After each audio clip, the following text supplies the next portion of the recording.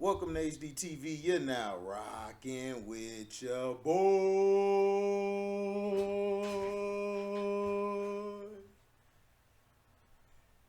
Joel Bitonio on road, fans booing Deshaun Watson.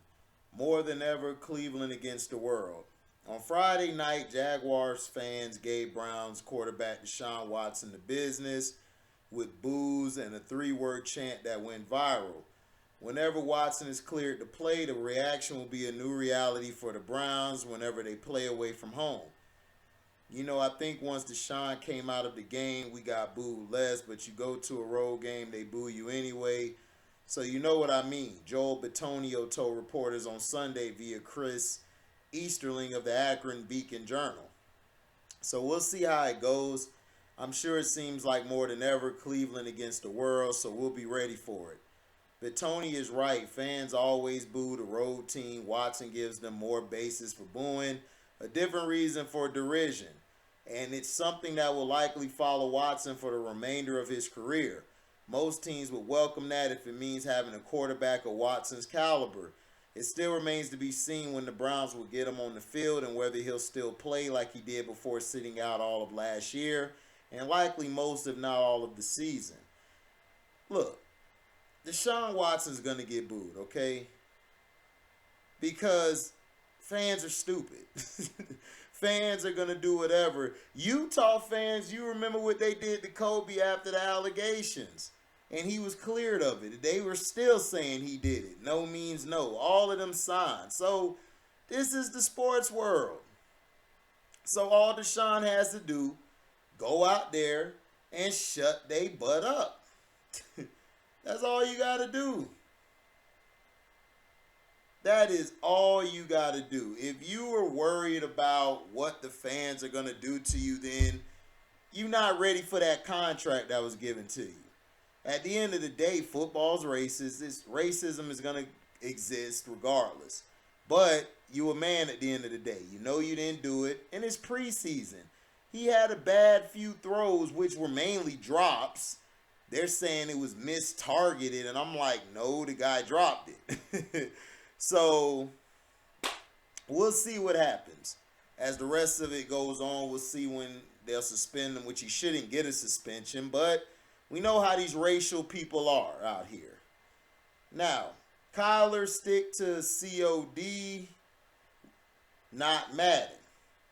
This offseason has been atrocious for the Arizona Cardinals through all the trials and tribulations of signing their franchise quarterback to an extension and making sure he doesn't play video games all day, every day. You think the Cards and Kylermurray would finally be happy with where they're at.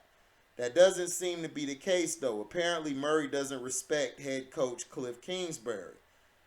I mean, I don't blame him necessarily. Kingsbury isn't the greatest coach in the world, but Murray openly expresses his discontent with his play caller regularly. According to reports, during the Cardinals training camp, the quarterback and coach butted heads constantly. If Kingsbury would call a play that Murray didn't like, Murray would shake his head in disapproval. In response, Kingsbury had Murray call plays in practice.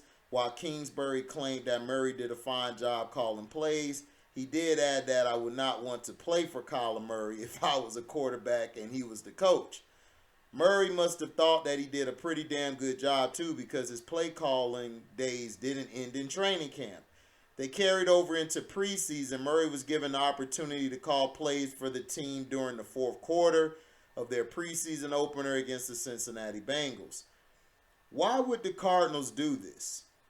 The only reason I could think of is that Kingsbury and Murray continue to butt heads, and Kingsbury had to show just how ass Murray's play calling would be against real competition, and as it was. Prior to the fourth quarter, the Cardinals had scored 36 points. They had 8 full drives, 6 of which ended in point, and had even scored touchdowns on 3 consecutive full drives before Murray took over. Fair to say that the momentum was in their favor. Murray called plays for 3 drives, 2 full. The third drive was just 2 kneel downs to end the game.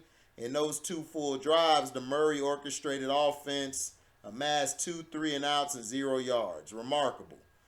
Well, that's because Murray was working with the worst players on the Cardinals roster Shouts to adamant Murray defender. Yes, but those four stringers were also lining up against the Bengals four stringers. You could argue that Murray's play calls would have resulted in better outcomes with more talented players, but all we can judge Murray on is what we saw, and it was ugly. What's even uglier is that there were only 3 plays that resulted in positive yardage. 2 of them were run plays for 8 and 5 yards respectively. Only 1 pass went for positive yardage. Murray's first play call, it generated a dazzling 2 yards. Blame the quarterback Jared Garantano all you want, but sometimes the blame lies on the head coach. Wow. Maybe if Garantano avoided that delay of game penalty on 3rd and 2, the Cardinals could have picked up a first down on one of Murray's drives. After all, they did pick up 5 yards after getting moved back. However, it's obvious that the opposing defense would have played a 3rd and 2 differently from how they played that 3rd and 7. Murray's preseason coaching debut is just another example of how chaotic and messy this offseason has been for the Cardinals. We've seen teams overcome these distractions before to wind up making the playoffs. Look no further than the Las Vegas Raiders last year. However, the Raiders are an outlier and not the type of organization other franchises should mimic.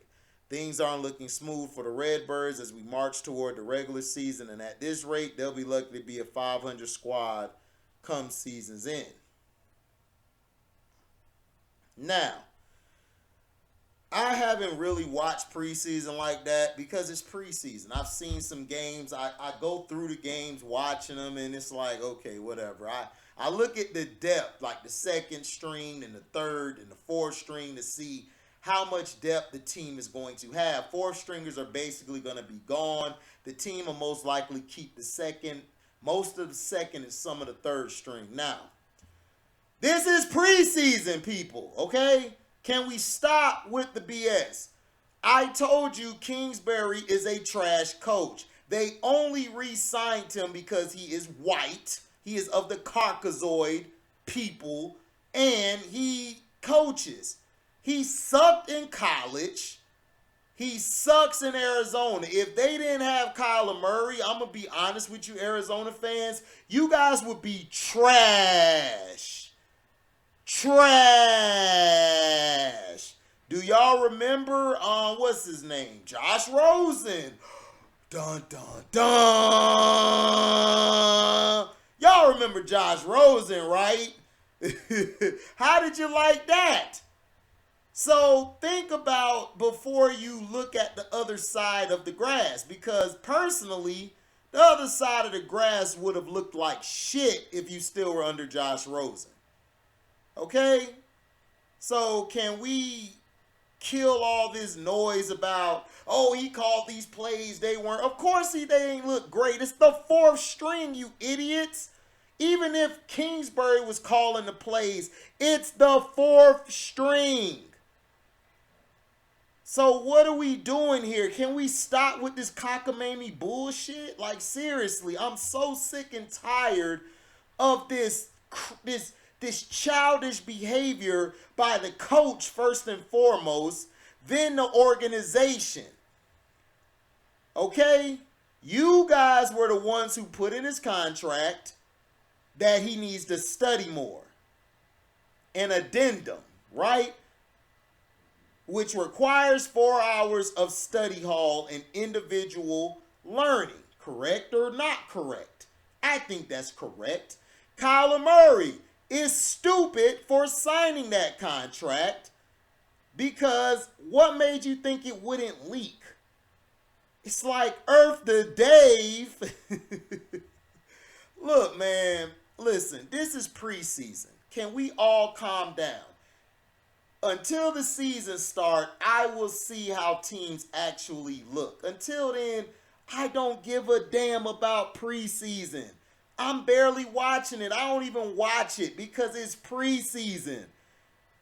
In the words of Detroit T, man, preseason boring, dog. It just is.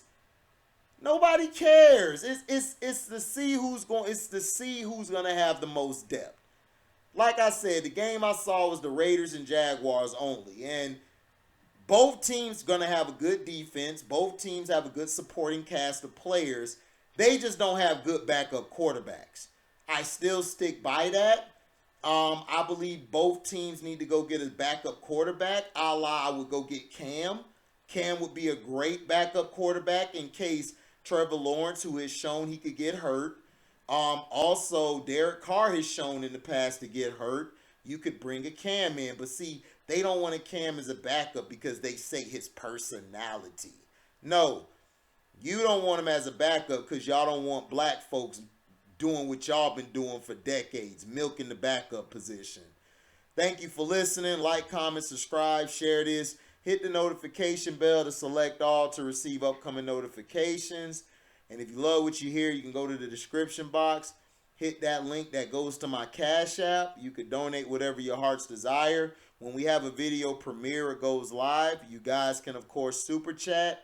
And if you guys can't make the live video, you can always leave a super thanks. Thank you guys for your love and blessings and support of the page. We are out. Deezy.